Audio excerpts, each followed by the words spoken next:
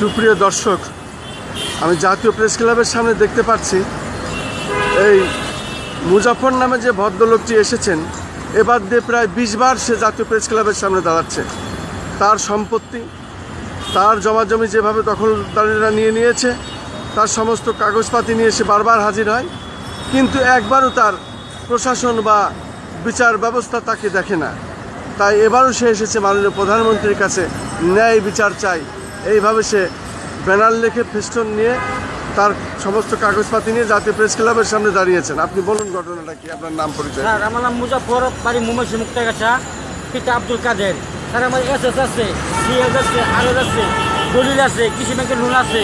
Sir, আমি ন্যায় বিচার কেন আমি পাই না? স্যার, আমার জন্য কি ন্যায় বিচার নাই? স্যার, আমি সকলের দিকে ন্যায় বিচার চাই।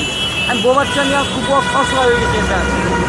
স্যার, আমার এই যে সব কিছু আছে, কৃষি ব্যাংকের লোন, জমির খাজনাপাতি, অরিজিনাল কাগজপাতি, স্যার আরও আর সে সব কিছু আছে। স্যার, স্যার আমি কোথায় গেলে ন্যায় বিচার পাবো? আমাকে ন্যায় বিচার দেন। আপনার কি পরিমাণ জমাজমি? আমার 1 একর 15 জায়গা। স্যার, আমার 1 একর 15 জায়গা দূরদর্শী দখলে দেখেন। এই যে আমার এই দলিল আছে, দলিল দেখেন। সুপ্রিয় দর্শক, উনি দেখাচ্ছেন 1 একর 95 শতক জায়গা এবং সমস্ত পেপারসপাতি উনি হাতে করে দেখাচ্ছেন। সিএস আরএস যে দলিল দস্তা আছে তার সমস্ত ডকুমেন্টস নিয়ে উনি হাজির হয়েছেন, কিন্তু ওনার কেন যে এইটা পান না, এই তার নিজের সম্পত্তি কি কারণের জন্য উনি পান না, এটাই হলো তার আকুল আবেদন।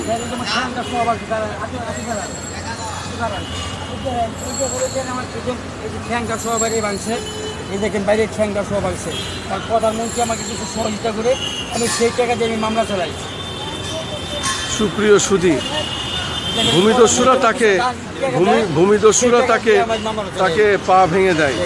এখন প্রধানমন্ত্রীর দ্বারস্থ হওয়ার পরে কিছু আর্থিক অনুদান সে পায়, তাই দিয়ে সে চলে। এখন এটাই সে বলছে যে আমার ন্যায় বিচারটা হওয়ার দরকার, আমার সম্পত্তিটা ফেরত পাওয়ার দরকার। আমি খন্দকার মাসুদুজ্জামান, তারা নিউজ বিডি, টিএনভি ও এসএস জেআর টিভি থেকে জাতীয় প্রেস ক্লাবের সামনে। এবারের মতো উনি বলছেন যে প্রায় 20 বার উনি দাঁড়ালেন।